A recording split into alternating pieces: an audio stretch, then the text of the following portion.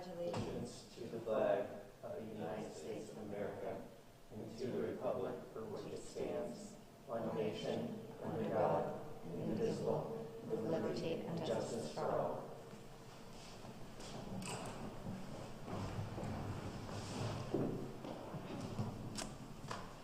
Okay, a motion to approve the consent agenda. So moved. I'll second that, I guess. Approved. Very easier, I think. Sorry, I'm going to get a pen out. Doesn't look like, do we have any citizens' comments today? We do have Jenny from Penn Future Outreach would like to present to the board. Awesome, welcome. Thank you. Thanks for giving me a few minutes. I gave some handouts when I arrived, just for reference. My name is Jenny Tompkins. I'm the campaign manager for clean water advocacy with Penn Future. So I advocate for policy. Is it do I need to step back several feet? Better now? Yeah. Okay. I advocate for policy and other community-based strategies that improve and restore water quality for Lake Erie and its watershed. So I'm going to give you a brief overview of that campaign. I had a one-pager of municipal recommendations that are included. We published our campaign at the end of 2020. And there are 8 different threats to water quality that are identified and corresponding strategies to target those threats. I'm going to talk a little bit about environmental justice today because that's the overarching indirect threat to water quality and all of the residents in the watershed that we identified. And one of the strategies, the most important one, is building out capacity at municipal and county levels to handle environmental matters. At the municipal level, that's through the creation of what are called environmental advisory councils. Despite the fact that municipalities have been able to create these via ordinance since 1973, we have no functional EACs in Northwest Pennsylvania, despite there being 150 of them across the Commonwealth. And what that means is it's an advisory body, as you can tell from the name, that does research, public education, policy recommendations, and a number of other things related to diversity of environmental matters. We've heard a lot in the media recently about the Bruce Katz investment playbook, about comprehensive planning at the city level, et cetera.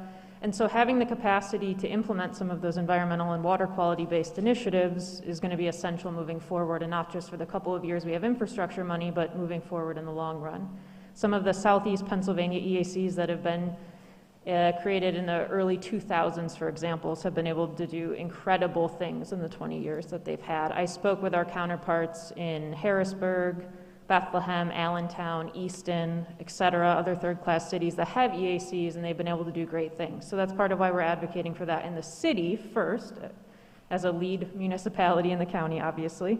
So I have a one-pager here about what an EAC is and what the benefits would be for the city. I won't go through this in detail, but it's the black and white sheet that says the case for an Erie EAC. And feel free to reflect on that, but I just didn't want to highlight at the bottom of that page, We Conserve PA, which is the state lead and leader in EAC research, connection, et cetera. They facilitate an EAC network, an annual conference that allows these 150 plus groups to get together, compare notes, and comment on each other's achievements and implement things from other municipalities. So moving forward, the city would be encouraged, if an EAC is created, to take advantage of the resources that We Conserve PA has. I also want to emphasize that this is an existing framework implemented 150 times, so we're not recreating the wheel here. This is a functional and efficient way to handle environmental matters at the municipal level. The other thing I wanted to show is a roadmap. I am working with a group of about 8 environmental advocates, all of them volunteers except myself, and we've been researching EACs, talking to others that I referenced, third-class cities in particular, getting a lot of materials from We Conserve PA so that we'll be ready to draft an ordinance and bylaws and help this group get off the ground once it's created. This is the roadmap we created. We're only on step 2, which is coming around to other authorities, boards, and commissions to talk about EACs on a 101 level. Because EACs are advisory in nature, they function best when they collaborate with other existing authorities, boards, and commissions.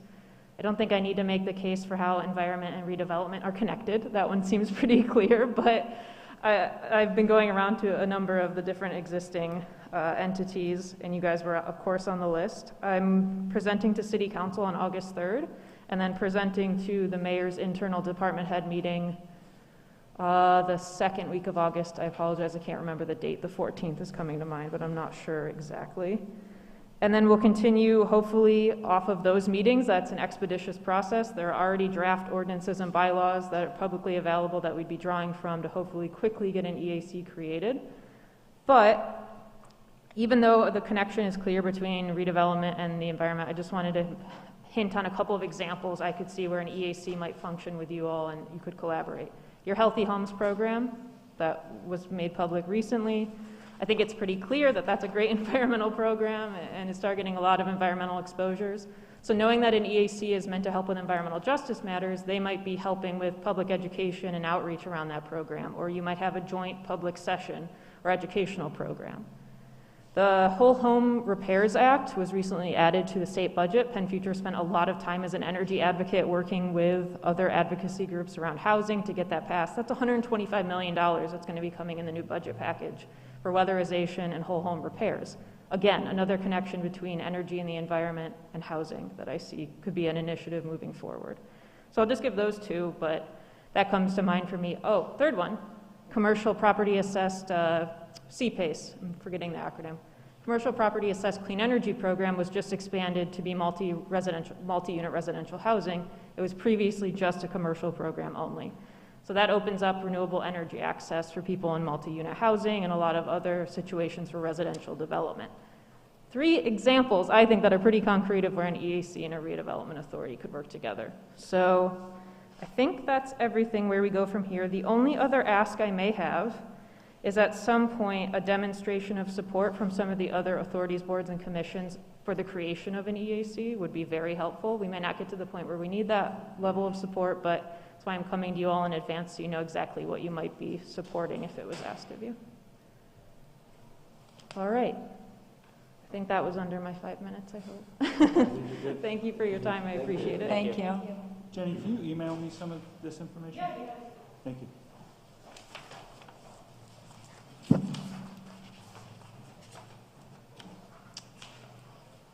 Okay, finance. All right. April wasn't feeling well, so she's not here today. So the profit and loss statement and the balance sheet for the Redevelopment Authority were provided to you and are in front of you. No major changes since the last meeting. This is the last report that will be done out of the old QuickBooks system as of July 1st. All of the new QuickBooks entries are into QuickBooks Online. April's not totally thrilled with it at this point, but it's new and she's still working through all the different kinks with that new system as well. So I'm sure she'll have no issues with it moving forward once she gets up to speed with it. So that's the finance report. I'd hope to have the audit completed and ready for this board meeting, but they still have a few things that they're working on completing and getting approval on. So we will hopefully have that at the August meeting. Okay, motion to approve the finance report. I'll make that motion. Second. Thank you.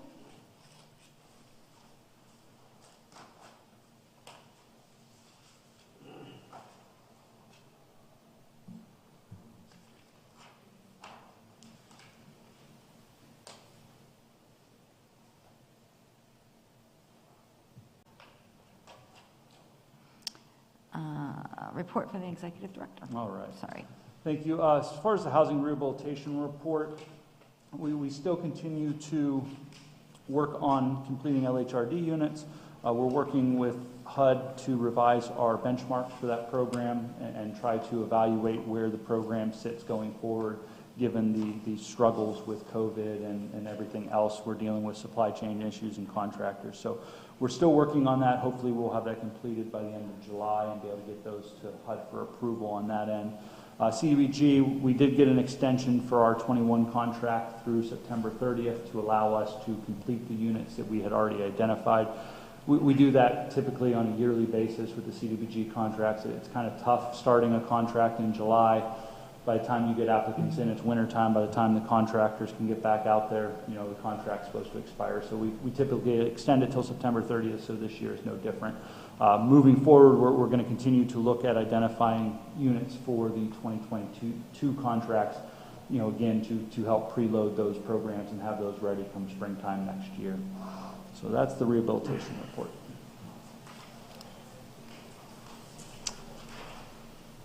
Solicitors Report.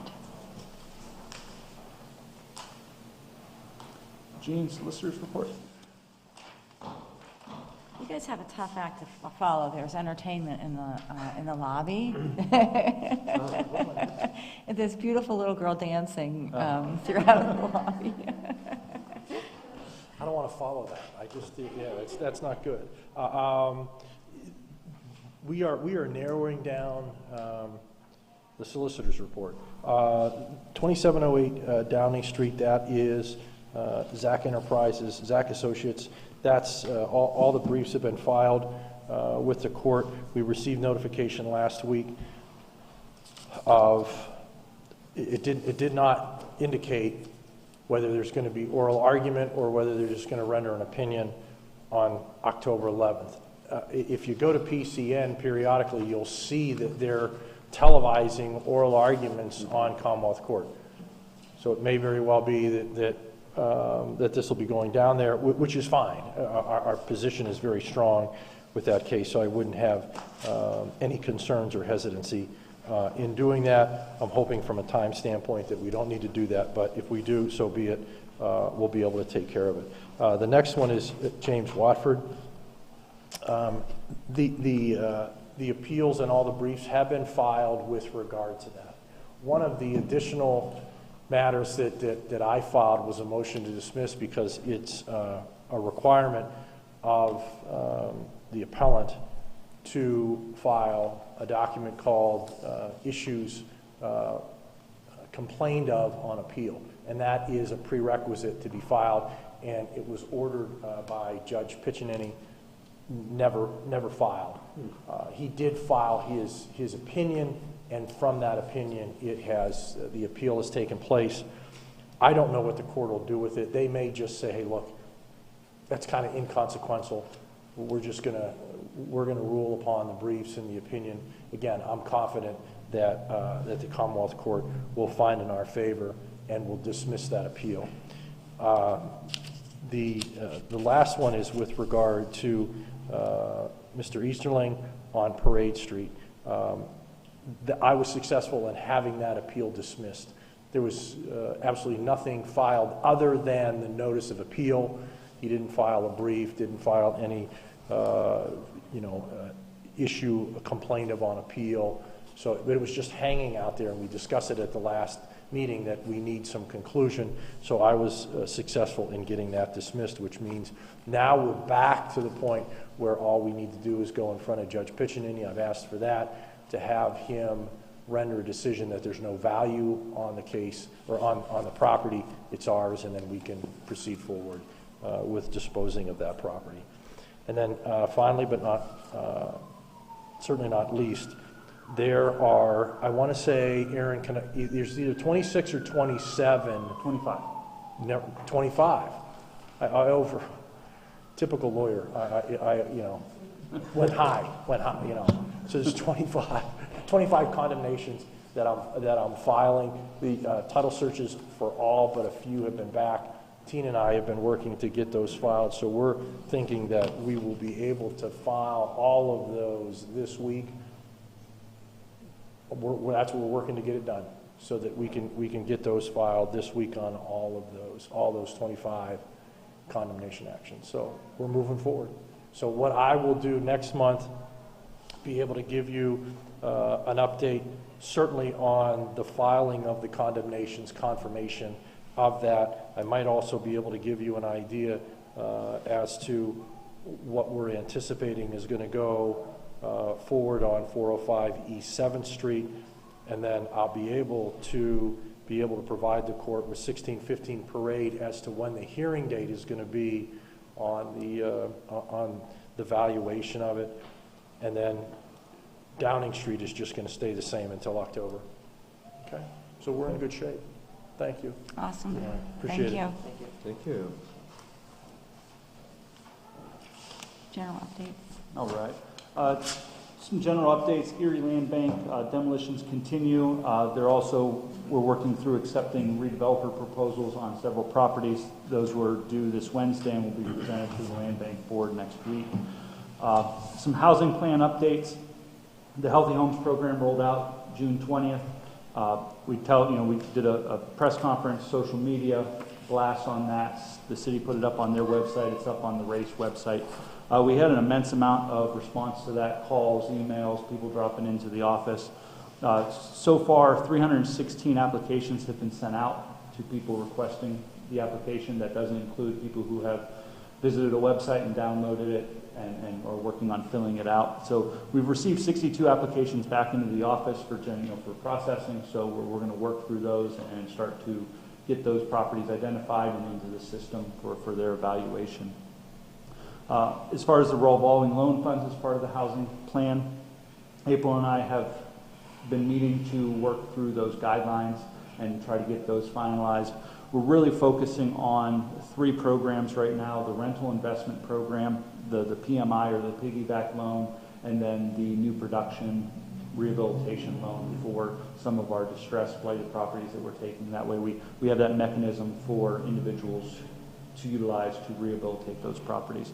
So we're going to continue. We're going to meet again with Chris Croner, probably not now until next week if April ends up being out sick the rest of this week, to just finalize those guidelines, get his kind of look at them, make sure that, where we have been thinking we're in line, and then get some additional guidance that, we may think we need to.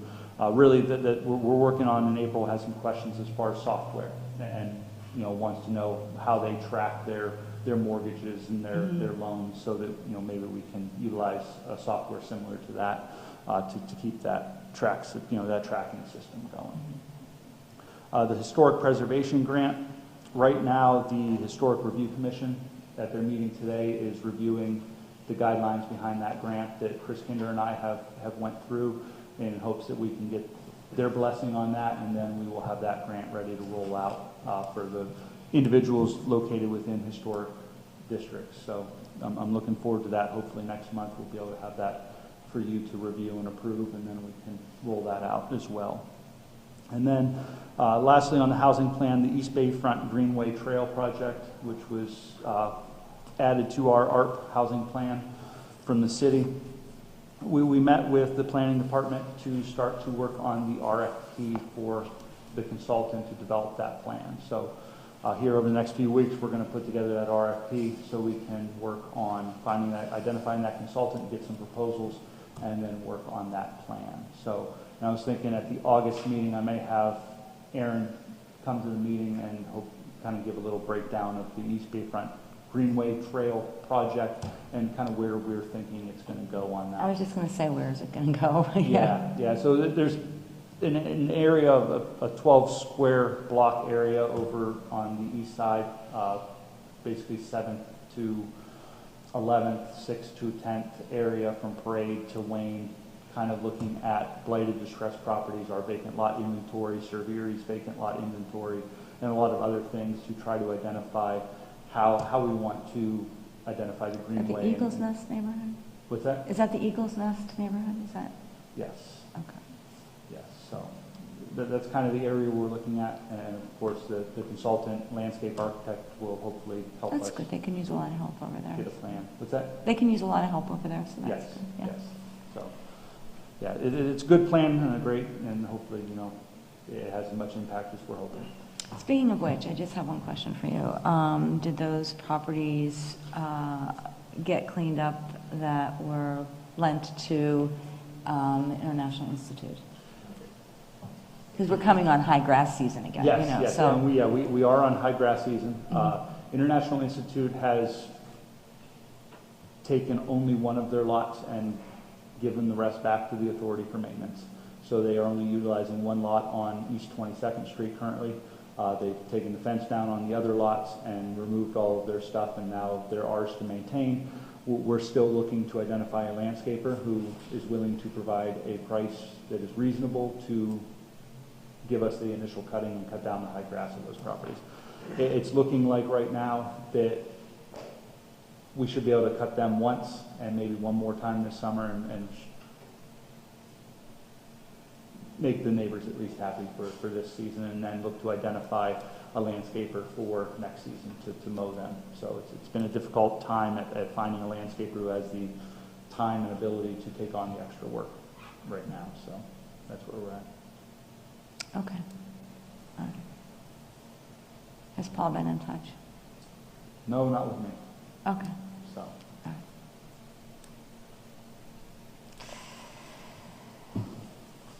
Any other questions? Any questions? Unfinished business, a new business. All right, so in front of you is a resolution to approve our CDBG allocations for the 2022 year. $200,000 in general housing rehabilitation, $75,000 in housing rehabilitation, which is matched to our lead grant, and $20,000 for Race City Housing Services. So those are our three contracts for CDBG for next year. We've got the budgets together, which include 15% admin on those. The $20,000 housing services is a straight administrative grant for our housing services to the home program from the city of Erie. So in years past, they just provided us administrative costs. This year, they're signing a contract with us for those costs. So nothing really changes on that end, and we're just getting a documented contract for it. Are you getting more money? No. Oh. We have adjusted the rates up to the current costs of what it costs us to administer those tasks. Okay. But, yeah. All right, good. Yeah. All right. So that resolution's there for your approval. So we only have, well, I guess we have three of us, so.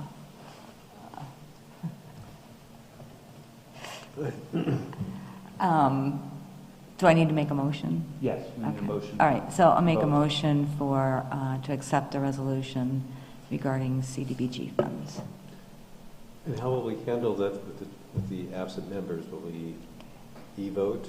Will they- Yeah, Well, we have a quorum with 3 members, so. Do we? Yes. yeah, but, Yes, we have a meeting. Let's change the world then, all 3 of us. yeah. Okay.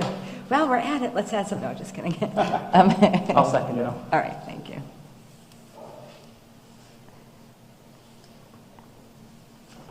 All in favor? It's certainly, all in favor?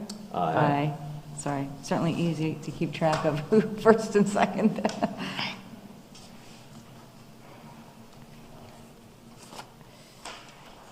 All right, and then next is the 457B retirement plan revision. So the redevelopment authority for our retirement plan is a 457B, is a government authority.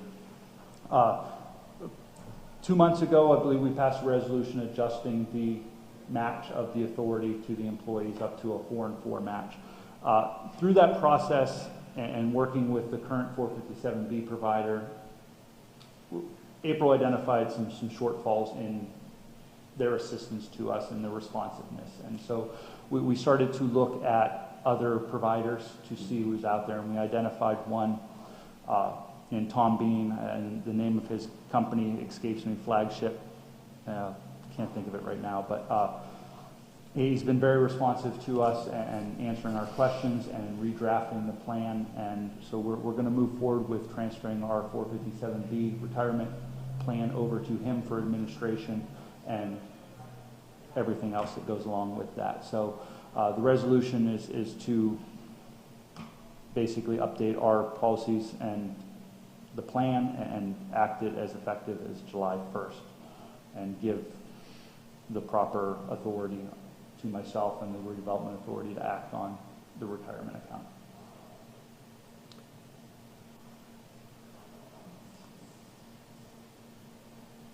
Sorry, I just need a moment to read it.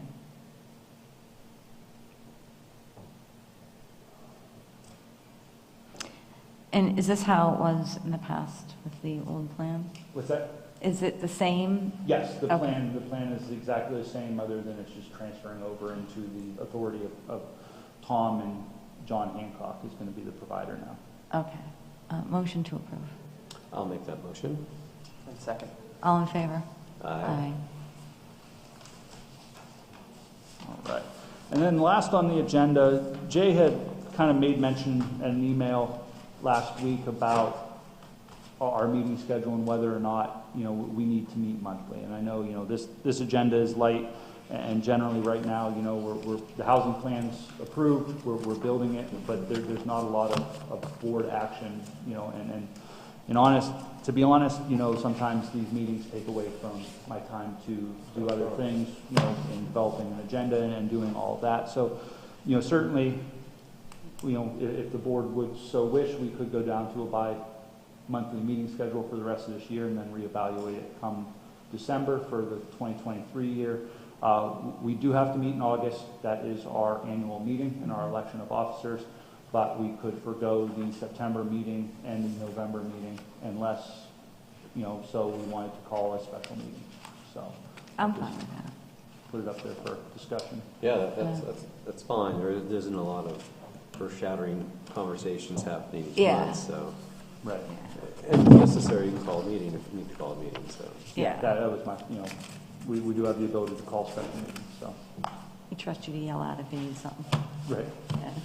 So, I'm fine with that. So, okay, so we'll change the schedule. I'll send an email out so Jay, is aware, and Kevin, and we'll change the schedule and have August, October, and December meetings. All right? Sounds good. All right, that is all I have. Do we have terms on officers? Terms on officers? No. Okay. No, just terms on. You know how long a person can serve as a something or other? Yeah, no. Life, Rose, Nothing in the life. bylaws. Pardon me? Life. Yeah, yeah. I mean, are we like the Supreme Court, or are we like? Anyway, I was just thinking on that. So, yeah, that's all I have. But yeah, August is our annual meeting, so, Okay. officers will be elected at that point. All right. Thank you. You're welcome, thanks. Motion to adjourn. So moved. All right. All in favor? Aye.